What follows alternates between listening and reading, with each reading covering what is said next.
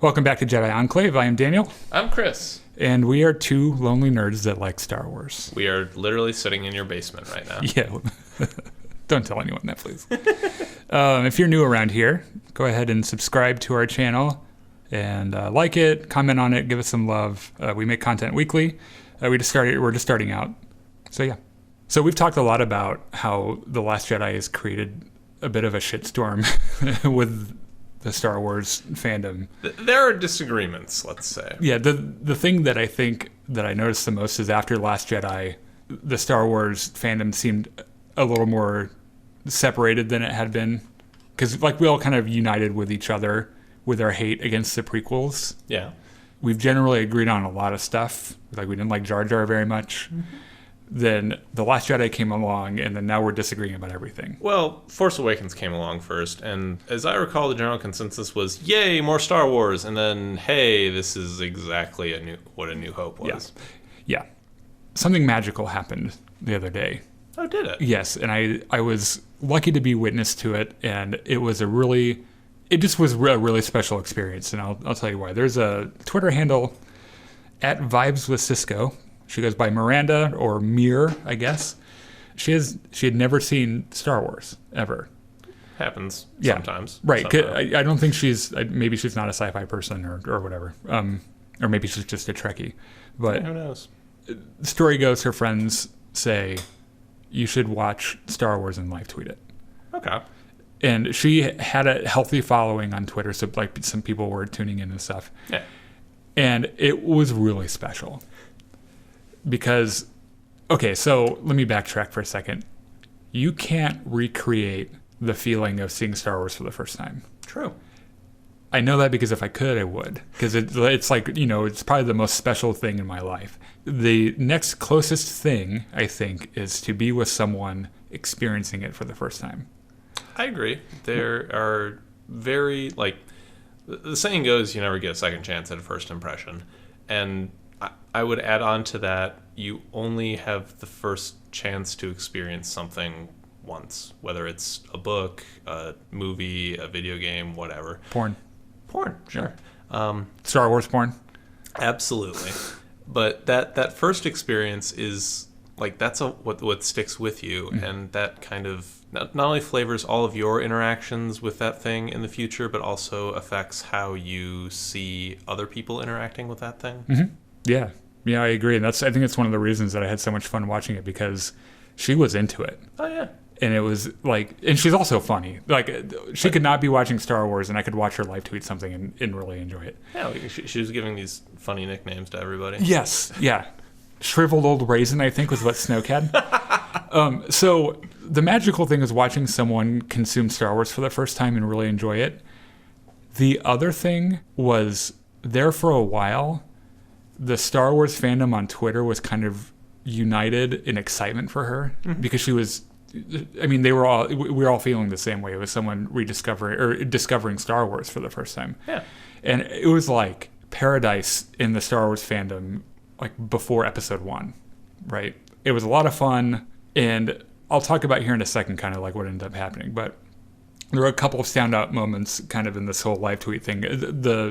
She got to The Last Jedi and people were still with her, which was that's the thing that really surprised me, was that she was like, all right, I'm doing Last Jedi next, and everyone's like, yes, you're doing Last Jedi next. Hang on, what order did she watch in? I think she did just prequels, original trilogy, sequels. Okay. Yeah, not my preferred order for watching Star Wars, but it makes sense. Right, she did the best she could. There were a couple of standout moments for me that I caught the Last Jedi one late. I kind of tuned in when she was in the middle of the film, and I'll put it when I'm editing this video. I'll put the shot of her tweet up. There was one tweet that otherwise it would have been unintelligible, that you knew was when Admiral Holdo flies her ship into Snoke's ship. Yeah. It was one of those things, and you could have read it out of context, but knew it was a Last Jedi live tweet and still knew what it was, because it's there's only one moment in that whole movie that gets that particular kind of response. It is arguably, I don't know if it's the best shot in all of Star Wars, but it is one of the most breathtaking visual sequences. I think it is the most breathtaking visual sequence.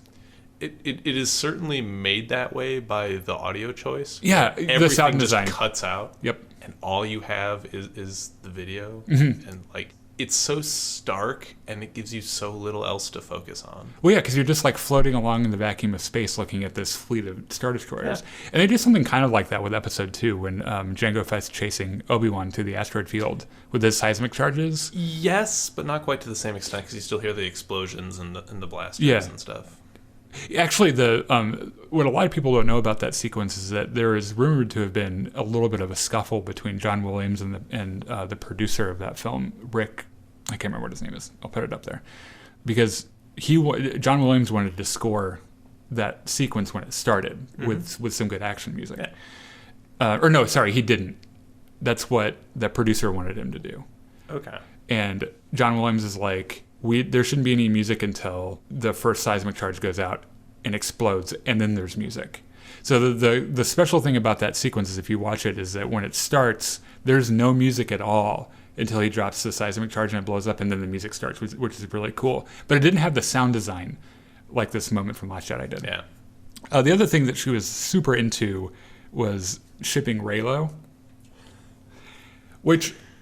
I'm not personally, I don't personally share that opinion, but I am like super happy that she's so excited about it. Yeah, like that is not what I would pick if I was shipping something in Star Wars, but more power to her. Yeah, I'm a Poe Finn, I guess. Pin. Yeah, that's a good one. I could dig that. Foe. Yeah, that's a better one, I guess.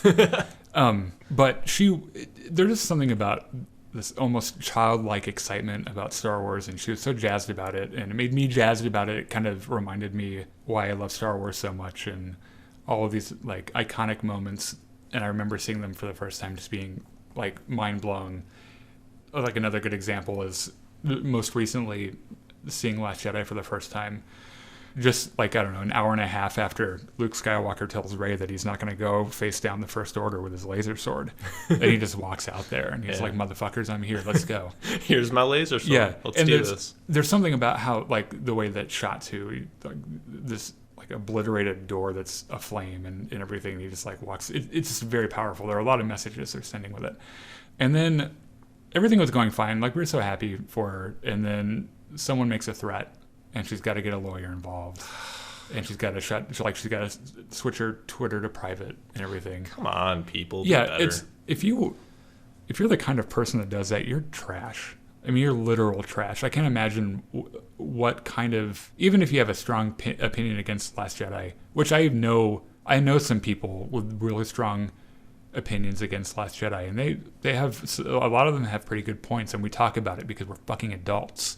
But we don't go onto Twitter and we don't make fun of people and we don't call them names and we don't threaten their lives. Let people like things. Yeah, I just don't understand. It's just such an old, like, 90-year-old man get off my lawn thing. I just don't understand what, like, it's the anonymity of the internet, I guess. Yeah. No one will ever know. You've got your Twitter handle that you primarily watch porn with, and you're going to go harass someone for liking Star Wars. It's stupid. Well, no one's going to know that's you until the other person lawyers up, and then everybody knows it's you. Yeah, which, I mean, I doubt it goes that far, but I really, I would be really excited.